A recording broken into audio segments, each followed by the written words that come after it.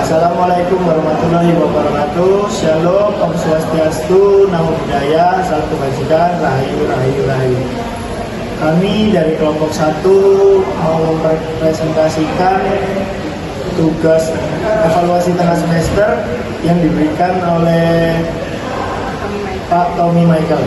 Sebelum kami memulai presentasi kami, di sini kami memperkenalkan diri. Saya Medi William Talapua dengan NIM 13124034 di sebelah kiri saya.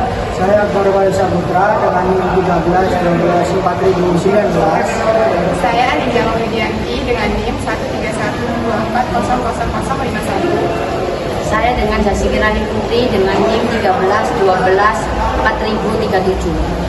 Saya Jessica Induna Patrisya Bola dengan NIM 131240049. Saya Muhammad Aris Wahyudi dengan NIM 1340023. Bermula dari kemarahan rakyat Prancis terhadap gereja Katolik dan kaum bangsawan, menjadikan Prancis sebagai negara sekuler.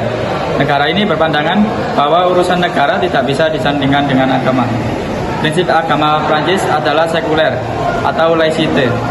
Prancis mengadopsi prinsip ini pada tahun 1905. Negara ini berpandangan bahwa urusan negara tidak bisa dipadukan dengan agama. Dari semboyan liberty, egalit, fraternit, membuat masyarakat menganggap persoalan agama dan kebangsaan adalah hal yang tabu dan agama merupakan identitas kolektif.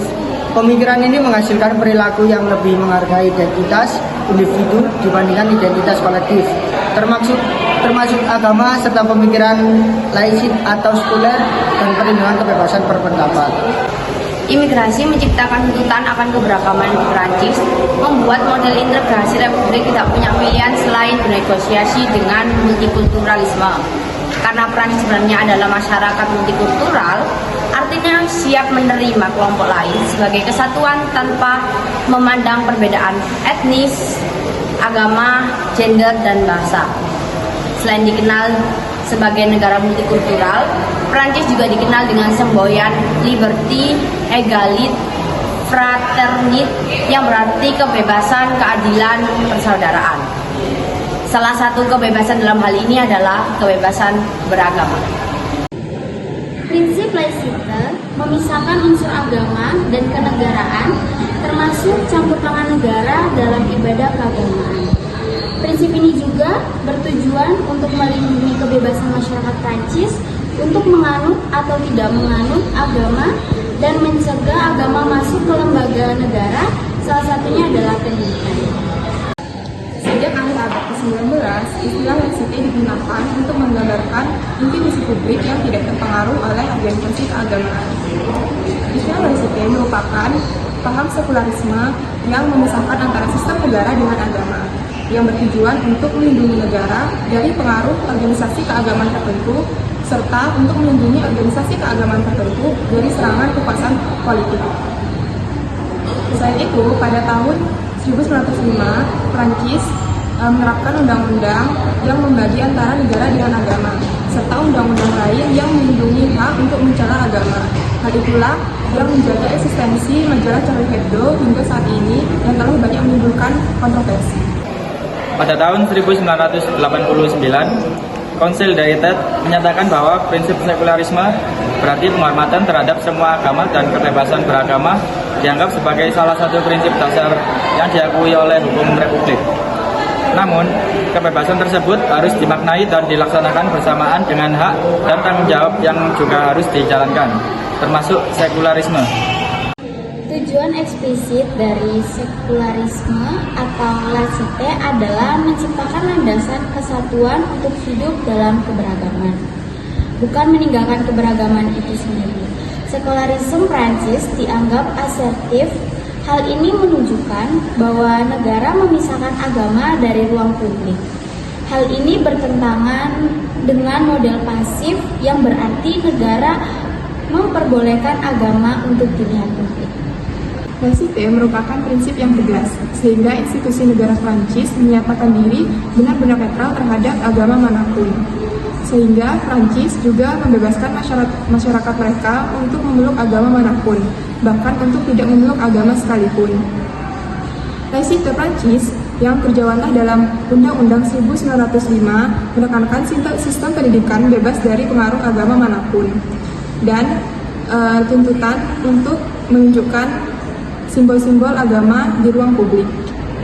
Prinsip laicite inilah yang secara lestari menjadi dasar bagi sistem hukum dan tatanan sosial di Prancis hingga saat ini. Konsep laicite sendiri sebenarnya menjadi kontroversial bagi masyarakat non-Prancis dan sebagian kecil sayap kiri Prancis.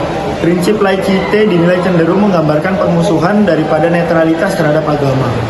Meskipun laicite menuai kontroversi pada beberapa aspeknya, faktanya prinsip laicite begitu melekat dengan diri orang-orang Prancis. Lalu menurut kelompok kami, laicite tidak cocok diterapkan di Indonesia sebab Indonesia merupakan negara dengan ideologi Pancasila yang dimana Pancasila pertama berbunyi ketuhanan yang Maha Esa. Hal ini bermakna bahwa rakyat Indonesia beriman dan bertakwa kepada Tuhan sesuai keyakinan masing-masing pemeluk agama.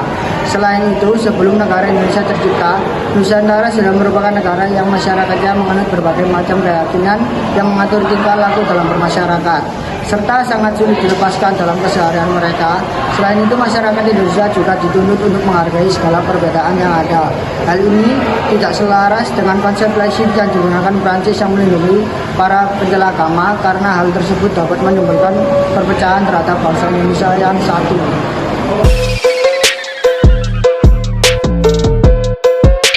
Halo guys, jadi hari ini saya akan mewawancarai teman saya untuk meminta pendapat dia tentang apakah hukum agama harus berpisah dengan hukum negara atau dia tetap digabungkan. Oke, sebelumnya perkenalkan dulu mas, namanya siapa mas? Perkenalkan dulu. Nama aja? Iya, nama, dari mana, kampus apa, gitu. Nggak apa-apa, sebutkan aja mas. Oke, namaku Moses. Oke, Moses. Nama lengkap atau? Nggak apa-apa, nama biasa aja. Nama biasa Moses. Di domisili di Surabaya, bos. Oke, siap. Oh, Surabaya berarti. Anak Oke, Surabaya. kuliahnya di mana nih kalau boleh tahu? Saya kuliah di Binus, di Binus Malang. Binus Malang. Iya. Oh, itu agak tinggi ya.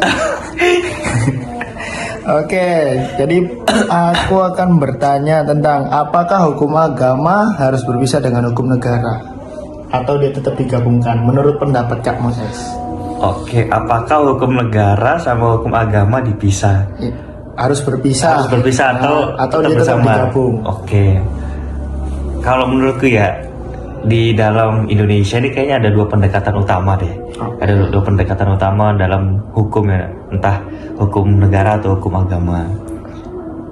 Pertama mungkin dari sekularisme atau pisah itu negara sama hukum agama itu kayaknya diatur terpisah. Jadi dalam sistem sekuler ini tuh hukum negara itu tidak berdasarkan hukum agama. Misalnya banyak negara barat tuh kan memastikan negaranya itu tidak terlibat dalam urusan agama kan, kayak memberikan kebebasan lah bagi warganya. Nah, dalam menjalankan keyakinan mereka itu nggak mempengaruhi hukum negara.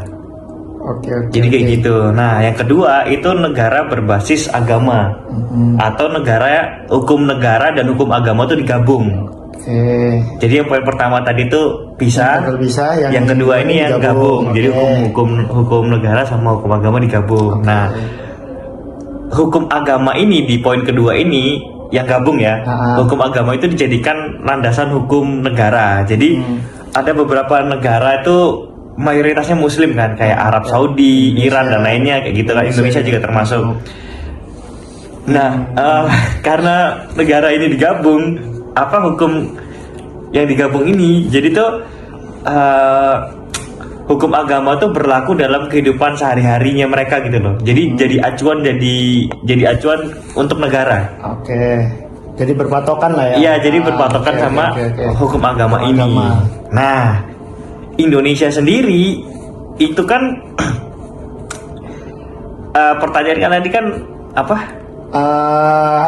Apa harus berpisah atau dia tetap digabungkan? Nah, kalau menurutku sih Indonesia ini kan ini ya variasi ya banyak kan. Ya. Jadi kayaknya untuk sekarang sih Indonesia ini kayak menggabungkan gitu loh, menggabungkan dua pendekatan tadi melalui prinsip Pancasila itu. Oh iya.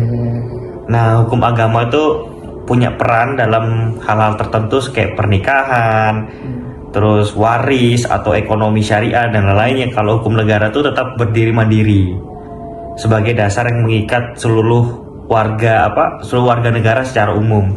Jadi menjaga agar nilai-nilai agama itu tetap ada, tapi tanpa sepenuhnya mendasari hukum negara. Oke, Jadi oke. penggabungan. Digabungkan, jadi bukan termasuk berpisah ya? Iya, bukan berpisah juga bukan bersama, tapi penggabungan. Oke. Nah, jadi kalau pertanyaan kayak gitu ya menurutku sih hukum negara tetap berdiri sendiri, tapi berdasarkan konstitusi dan Pancasila sebagai dasar. Oke. Tapi hukum agama diakui dalam hal-hal tertentu. Contohnya kayak pernikahan, hak waris, hukum waris bagi umat Islam dan lainnya, atau hukum ekonomi syariah. Itu juga kan di Indonesia juga ada hukum Islam juga. Ya, nah hukum itu. waris Islam juga ada. Ya, jadi hukum negara itu sebagai dasarnya. Oke guys, sekian dan presentasi dari kelompok kami. Saya Matthew William Dalapua, mewakili seluruh anggota kelompok 1, mengucapkan terima kasih, dan jika ada salah kata ataupun apapun itu, mohon dimaafkan. Oke, sekian dari kami. Terima kasih.